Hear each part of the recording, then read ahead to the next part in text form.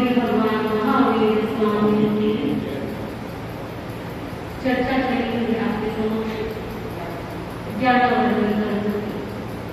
ज्ञान की चर्चा, क्योंकि ज्ञान का जो स्थान है वो वैसा ही है जीवन में जैसे हमारे शरीर में नेत्रों का स्थान। नेत्रों से हम मार्ग देखते हैं।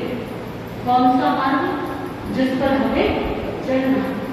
हम रास्ते के कंकड़, पत्थर, गड्ढे इत्यादि हमें आंखों से दिखाई देते हैं, और यदि आंखों से ये दिखाई दे तो क्या हो जाता है? हम गिरने से बच जाते हैं। ज्ञान भी नेत्रों के समान है। नेत्रों की ज्योति है ज्ञान। जीवन के जो प्रसंग आते हैं जिसमें पतन भी हो सकता है, जिसमें आत्मा पतन के मार्ग पर भी चल सकती है। किस मार्ग पर चलने से मंजिल मिलेगी और किस मार्ग पर चलने से भटकाव मिलेगा, आत्मा कौन से कार्य करने से उच्च गति का बंद करेगी, मोक्ष की ओर जाएगी, और कौन से कार्य करने से नीच गति का बंद करेगी या तिरंज ले जाएगी, इस सब की पहचान जो है वो किसके माध्यम से?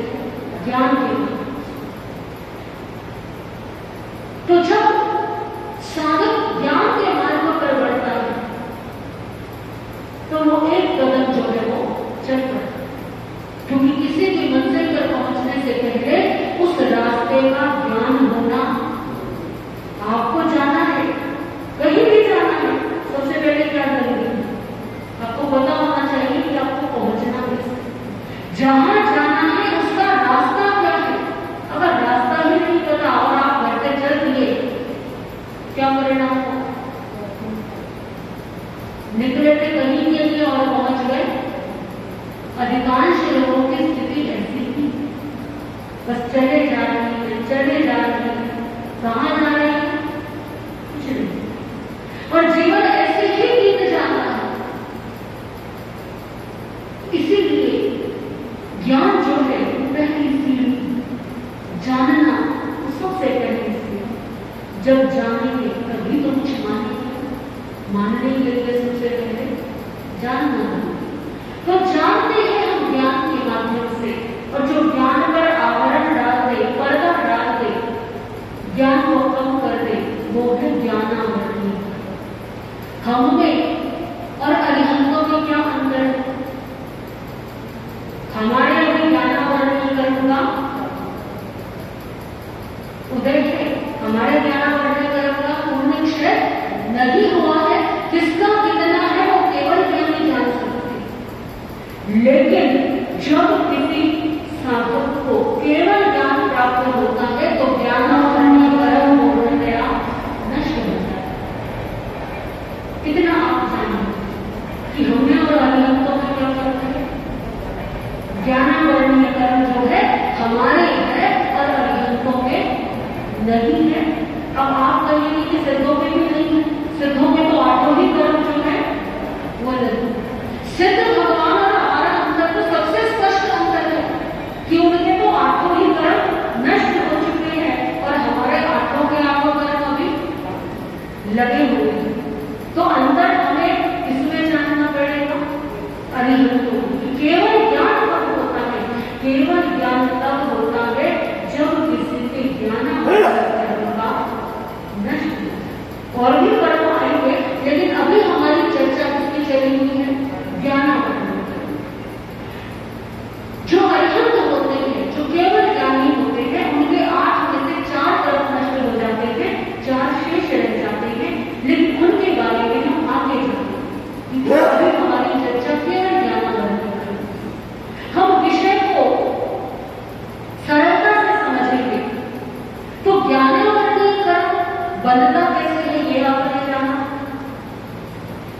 भोगा कैसे जाता है ये भी आपने श्रवण किया। इंद्रियों के माध्यम से जब इंद्रियां शिथिल हो जाएगी, ये पहचान कब हो जाएगी, तब तक समझिए कि ज्ञानावर्णी कर्म का उदय। फल भोग रहे हैं हम ज्ञानावर्णी कर्म का। आपने सुना कर कि किस प्रकार से जीवन का अंतिम समय है और कालिया का साई को कितना कि बेटा शीतल ठंडा जल दे रहा है तो उसे कैसा महसूस हो रहा है? बड़ा परेशान हो गया क्योंकि पिता की भूख, पिता की प्यास, पिता की वेदना कि किसी भी आज्ञाकारी पुत्र के लिए देखना बड़ा कठिन है। और पुत्र के लिए क्यों?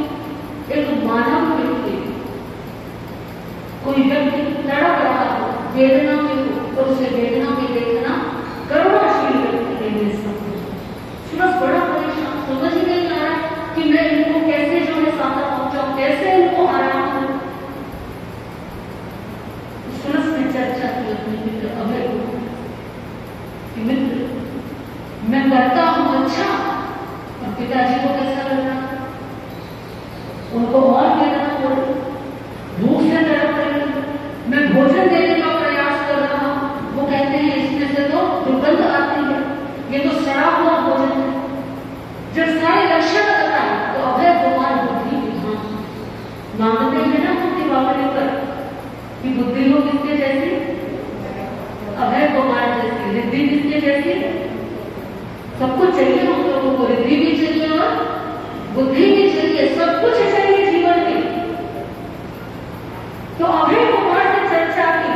अभय कुमार धर्म के क्षेत्र में भी आगे थे, कर्म के क्षेत्र में भी आगे, बुद्धि के विधान, और ऐसा नहीं कि बुद्धि के विधान वो अभी थे, बुद्धि के विधान वो कब थे? जब वो बाल्य अवस्था थे। समझ गए अभय कुमार को कि क्या हुआ है? कर्मों का उदय है।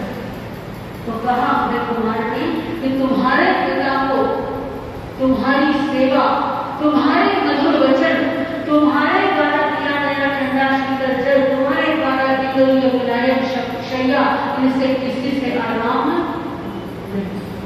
फिर क्या करूं? क्या उन्हें खिलाऊं, क्या पिलाऊं जो कि प्यास शांत हो, भूख शांत हो? अभय कुमार ने कहा करना तो बड़ा कठिन है तुम्हारे लिए, लेकिन एक काम करो, जो नगर के बाहर एक गंगा नाला है ना, वहां से जल हुआ, जो कई दिन का सड़ा हुआ भोजन है वो अपने पिताजी के सामने रखो, मुलायम बिस्तर हटा दो, क्योंकि तुम्हारा दोष नहीं है, दोष किसका है? उनके कर्मों का है। ऐसा बिस्तर जो है लगा तो इसके कंकड़ पत्थर कांटे लगे हुए, मैं कैसे करूं? पुत्र होकर के मैं ऐसा कैसे करूं? तुम चाहते हो कि तुम्हारे पिता के प्राण अंतिम समय में ये उनके कर्मों का होते हैं, तो कुछ नहीं कर सकते, ना चाहते हुए भी। अभय कुमार की बातें सुनकर के सुरस ने सोचा ऊपर चलो देखते हैं। दुर्गंधित नाले का जल जो है बड़ी मुश्किल से कांपते हुए हाथों से पिता के सामने रखा, जैसे रखा सामने, अरे यही तो मैं तुमसे इतनी देर से मांग ऐसा होता है। सड़ा गला भोजन, कई दिनों का वासी भोजन, कर्मों का उदय के लिए वही भोजन लग रहा है कि हाँ बस आज तूने मुझे कुछ सुख पहुंचाया, अब बस थोड़ी देर के लिए लेटा दे, मुझे लेटा दे, इस पर काटो कीलो खून निकलने लगा, क्योंकि शरीर है ना, अनुभव हो या ना हो, लेकिन वेदना तो होगी,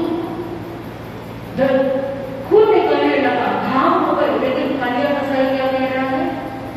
अब जाकर के तुमने सही काम, और उसी वेदना, क्योंकि शरीर में दुर्गंधमय भोजन, सड़ा हुआ पानी, सड़ा हुआ भोजन यदि कोई व्यक्ति खाएगा तो शरीर में क्या होगी? और वो और ऐसी स्थिति में ही कार्य क्योंकि नरक गति का बंद उसने किया होगा। तो जो कर्मों का उदय है वो ऐसा ही होता है कि व्यक्ति को दुर्गंध भी क्या लगती है? सुगंध लगती है, और सुगंध क्या लगती है? दुर्गंध लगती है। तो जब कोई ऐसी परिस्थिति आए आपके सामने तो आप समझ जाइएगा कि किसका उदय आया है? ज्ञानावरण के कर्म का हम फल भोग। किसी को दुर्गंध आ रही है, आपको देखना है, होता है ना, तो क्या है ज्ञानावरण के कर्म का अब ये तो जान लिया कि फल कैसे होगा। अब हम जानेंगे कि ज्ञानावर्णीय कर्म की हम निर्जना कैसे करें। ये अंतिम चरण है कि समाधान कैसे करें, हम कौन से ऐसे कार्य करें जीवन में जो पहले का बन गया ज्ञानावर्णीय कर्म उसको तोड़ा कैसे जाए। क्योंकि सबसे पहले तो हमने क्या किया, कारण पहचाने कि किन कारणों से बंद होता है, उन कारणों को रोका। फिर जाना कि हमारे ज्ञानावर्णीय कर्म का उदय ही कितना है, और फिर हमने उसको काटने का प्रयास किया। तो कैसे काटेंगे ज्ञानावर्णीय कर्म? सबसे पहला उपाय है कि मन में संकल्प में ज्ञान प्राप्त करें। ज्ञानावर्णीय कर्म की निर्जरा का सबसे पहला उपाय है कि ज्ञान प्राप्त करने का संकल्प लेना। आपने सुना होगा, करत करत अभ्यास के जड़मति हो तो जान, रसरी आवत जात से सिर पर पड़ते। जब हम संकल्प करते हैं, याद करना अलग बात है, एक संकल्प किया, जैसे आपने एक संकल्प किया अपने मन के भीतर कि मुझे तो 4 महीने क्या करना है, प्रवचन सुनना ही है। अब इसके पीछे आपके भाव क्या है? अगर भाव ये है, क्योंकि कुछ भी भाव हो सकते हैं ना, आपके भाव तो आप ही जाने। किसी भी व्यक्ति के भाव या तो मैंने ज्ञानी जान सकता है या केवल ज्ञानी जान सकता है। बाकी कई लोग कहते हैं हमारा आज के समय में मैंने बड़े ज्ञान क्यों नहीं, तो मैं कहती हूँ बहुत अच्छा है कि नहीं। अगर आज के समय मन करे ज्ञान होता तो व्यक्ति के मन में द्वेष क्या होता, बहुत जल्दी बढ़ता। क्योंकि किसके मन में क्या है, अगर कोई साधक, कोई मोक्ष, कोई ऐसा श्रावक श्राविका प्रवचन में आता है इस भावना से कि मुझे जिनवाणी का श्रवण करना है, मैं जाऊं, मुझे 4 शब्द कानों में देने पड़ेंगे, किसके? भगवान की वाणी के। क्योंकि जो भी साधु साधवी बता रहे हैं, पढ़ा रहे हैं, वो वाणी किसकी? वो वाणी हमारी, उसमें हमारा अपना कुछ भी नहीं। जो कुछ हमने गुरुओं के चरणों में रहकर के सीखा, प्रत्येक साधु साधवी जो भगवान की बंदे साधुओं की वाणी है, उसको जो सुना है, सीखा है, उसे अपने तरीके से आप तक पहुंचाने का कार्य करेंगे। लेकिन मूल में ये वाणी किसकी है? ये भगवान की वाणी। तो भगवान की वाणी के कुछ शब्द मेरे कानों में बढ़ेंगे, कुछ जानने को मिलेगा, मेरा ज्ञान क्या होगा, बढ़ेगा। आपको याद रहे ना रहे, ये बात छोड़ दीजिए। कुछ लोग कहते हैं महाराज सुनते तो बड़ी श्रद्धा से हैं, लेकिन याद कुछ नहीं रहता। लेकिन कोई बात नहीं, आपकी भावना क्या है? ज्ञान अर्जित करने की। गुरु भगवानों के चरणों में बैठकर आपने स्वाध्याय किया, ये भी ज्ञान प्राप्त करने की भावना। आप किसी साधु साधवी जी महाराज के पास गए, आपके मन में कुछ प्रश्न है, आपने विनम्रता से, श्रद्धा से वो प्रश्न रखे, धर्म चर्चा की, ज्ञान प्राप्त किया, तो भी ज्ञान हुआ। लेकिन अगर कोई व्यक्ति सोचे अरे 4 महीने चतुर्मास आ गया, नहीं जाऊंगा तो महाराज जी बार बार घर पे आकर के क्या करेंगे, रोकना शुरू कर देंगे।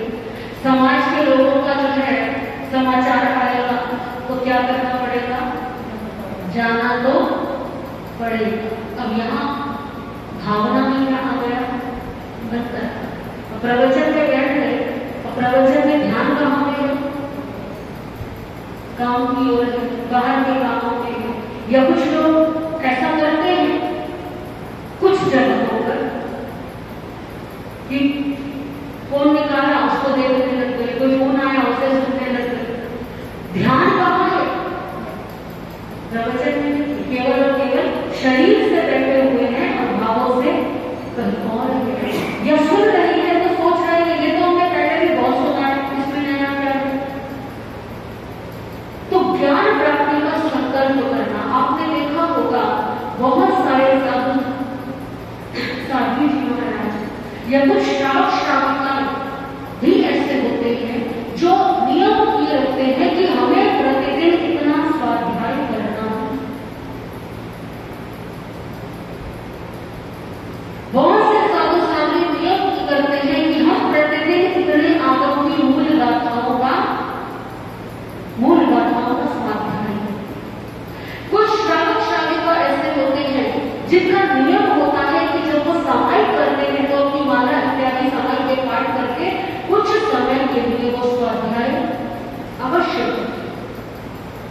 सब क्या है? ये प्रयास है ज्ञान प्राप्ति। जितना जितना ज्ञान प्राप्ति का अभ्यास किया जाता है उतना उतना ज्ञानावरणीय कर्मों की निर्जरा। तो याद होता है नहीं होता है? आपने कथा सुनी थी ना कि महाराज को इतना भी याद नहीं हुआ, मां ऋष मां ऋष याद नहीं हुआ, लेकिन उनकी भावना क्या है? याद करने की। तो उस भावना के कारण ही उनके ज्ञानावरणीय कर्मों की निर्जरा। तो याद रखिएगा कि भले ही याद रहे ना रहे, भले ही आप भूल जाए, लेकिन अभ्यास क्या है? निरंतर होते रहना चाहिए। मन में एक संकल्प होना चाहिए कि हम प्रतिदिन कुछ देर के लिए स्वाध्याय अवश्य करें। तो सबसे पहला उपाय तो क्या हो गया? संकल्प करना। दूसरा उपाय, दूसरा माध्यम क्या है ज्ञानावरणीय कर्म की निर्जरा का? कि शुद्ध को विनय और भगवान से पढ़ना और सुनना। शुद्ध ज्ञान यानी कि जो भगवान की वाणी है, जो हमारे शास्त्र है, जब भी उनकी वाचना हो तो पूरी विनय के साथ, पूरे भक्ति भाव के साथ, भगवान यानी कि सम्मान के साथ। एक तो होता है सुनना कि परंपरा है, नियम है, सुनना ही पड़ेगा। जैसे कि पर्युषण महापर्व के दिन आते हैं, शिवतत्व दशांश सूत्र की वाचना होती है। दीपावली के दिन आते हैं तो शिवमुद्राधन सूत्र की वाचना होती है। तो आप देखते हैं कि कुछ श्रावक श्राविका बड़ी श्रद्धा से, बड़ी भक्ति से, समय से पहले आकर के बैठ जाएंगे। मूल गाथा समझ नहीं आती, लेकिन फिर भी बड़ी श्रद्धा से क्या करते हैं? तो उससे भी क्या होता है? ज्ञानावरणीय कर्म की निर्जरा। तो जब भी शुद्ध ज्ञान का अवसर मिले तो किससे? श्रद्धा के साथ, पूरे निष्ठा के साथ। मंत्र भले ही हमें समझ नहीं आते, उनका अर्थ ज्ञान नहीं होता, लेकिन अपना काम वो करते हैं।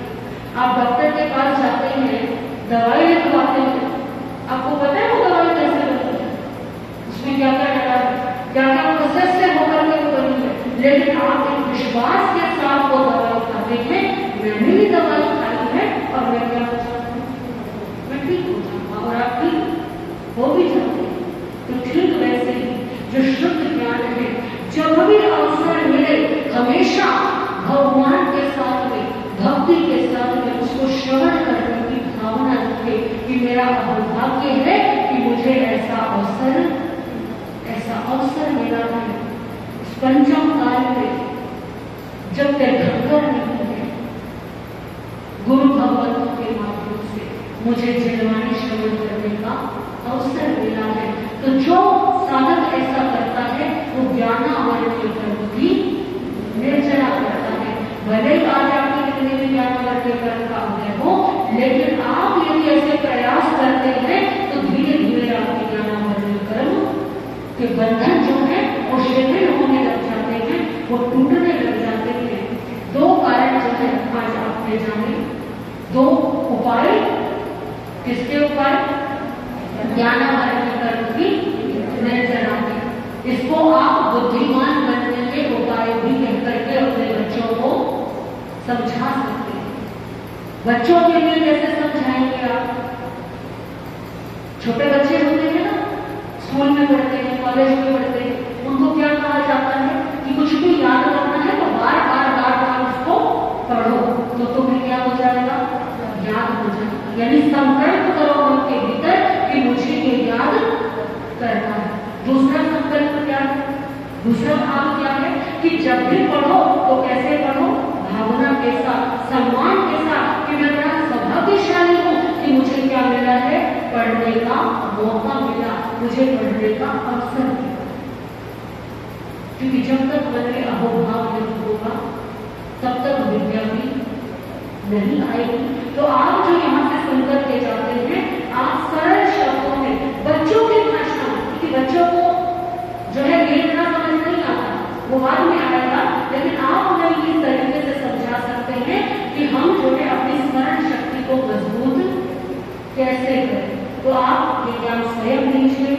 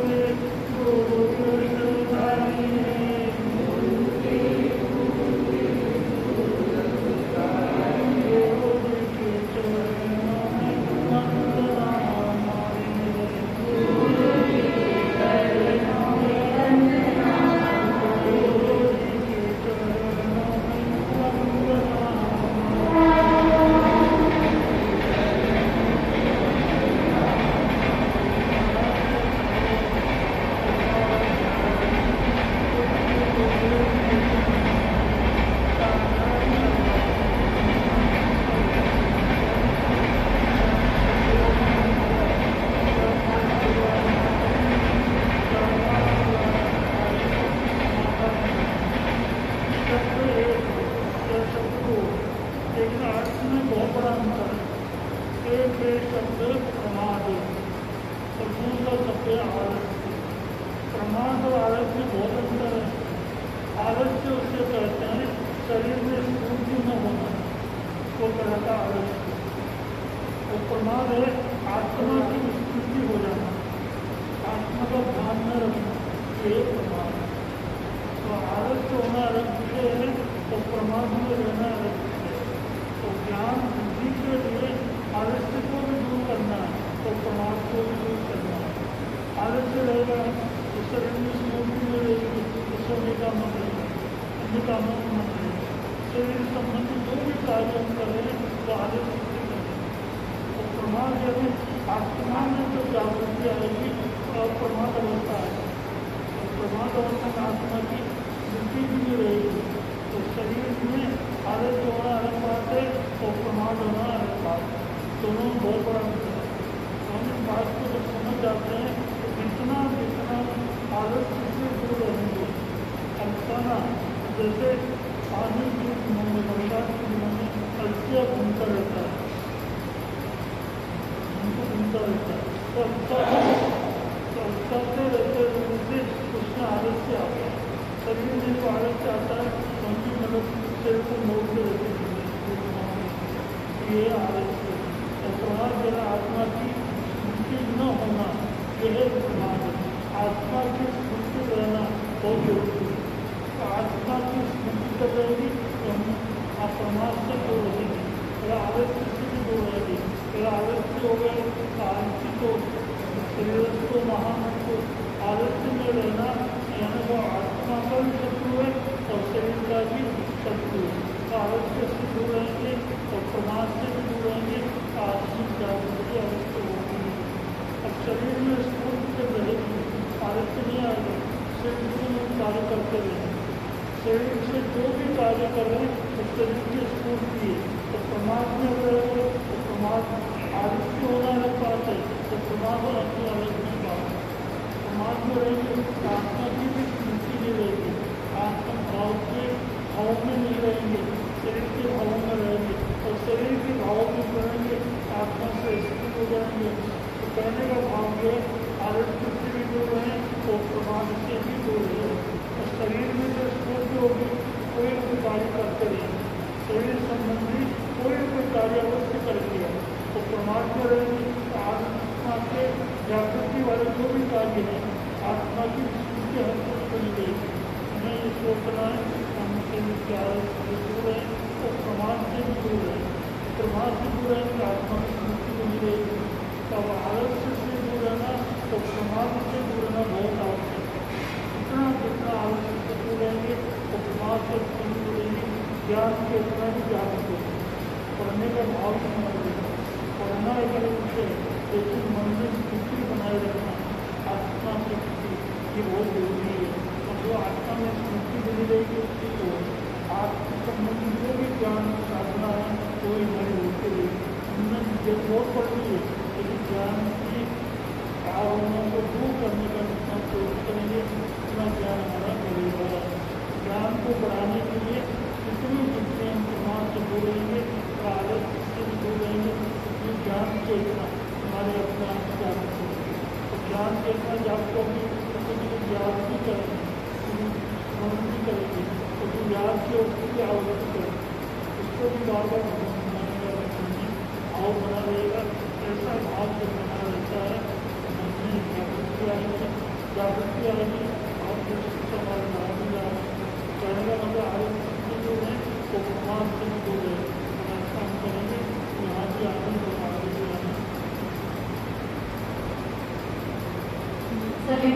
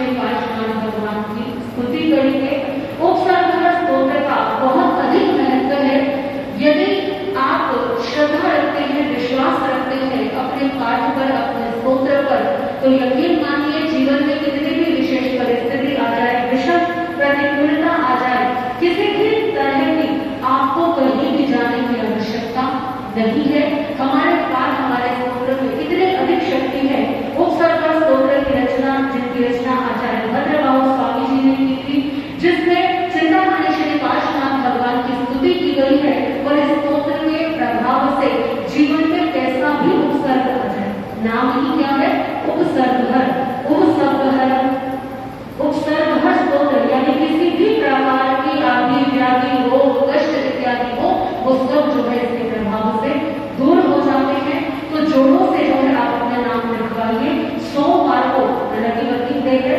समय यही रहेगा 8:30 से 9:30 बजे।